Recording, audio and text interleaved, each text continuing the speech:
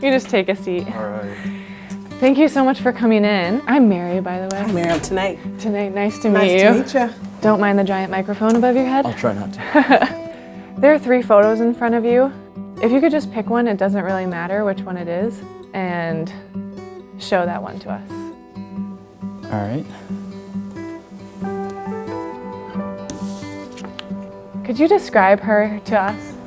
She looks youthful. I feel like this is one of those situations where if I say he's 23, then he's actually going to be 16.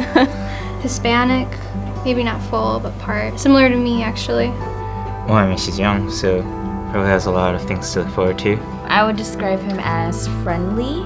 She looks, I don't know, happy. She doesn't look shy, but confident. Anything she puts her mind to, she could achieve. We actually have his story, if you could read that out loud to us. Okay, Marcus. I grew up really close to my parents. Adriana. I grew up with my brother and sister. Amy. I remember watching the Olympics on TV when I was 5 and being totally in awe of the sprinters. I was the middle child and easily the quietest. I felt like no one ever saw me or cared. Dad was too drunk to keep a job, and he never even saw me unless I was in his way. Mom worked 2 jobs to make sure we had food for every meal, so she was never here to know when he would hit us.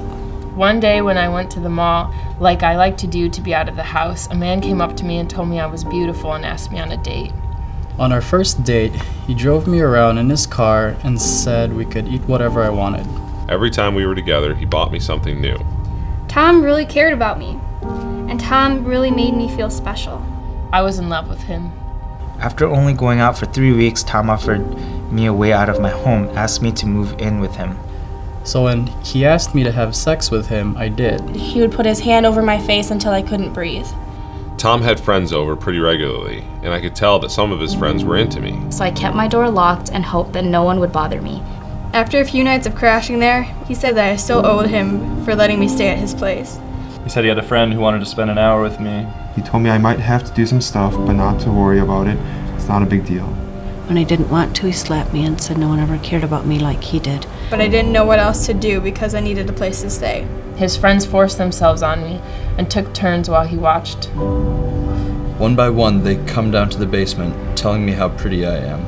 When they're on top of me, I just close my eyes and pretend I'm running. I'm exhausted and I don't know what to do. My name is Adriana. I'm 16 years old. My name is Marcus. I'm 14 years old. My name is Amy. I'm 12 years old. I live in Grand Rapids, Michigan. And I live in Grand Rapids, Michigan. And I live in Grand Rapids, Michigan.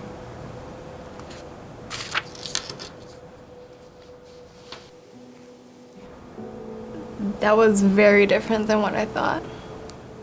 Especially because, like, being a girl and imagining, like, if that was me, like, that's, I don't even know. I can't even imagine what that would be like. She deserves to be a kid, just like what she is in this picture. It being so close to home is something that makes me want to jump out of this chair. I wouldn't think that Grand Rapids is a place where anything like this would ever happen. Because you don't want it to happen to anybody, and you really don't want it to happen to people that live where you live. Thank you for sharing her story with us. I'd like to show you something if you wouldn't mind taking her picture and following me to the gym.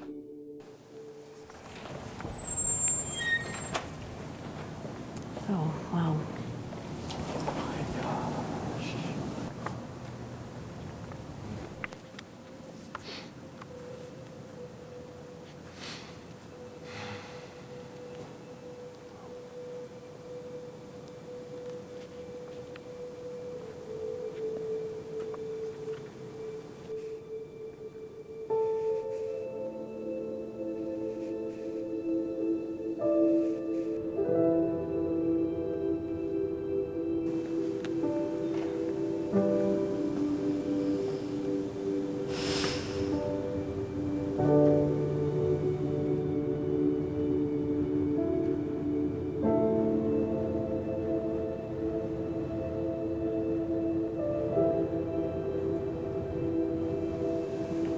I expected something certainly a lot smaller.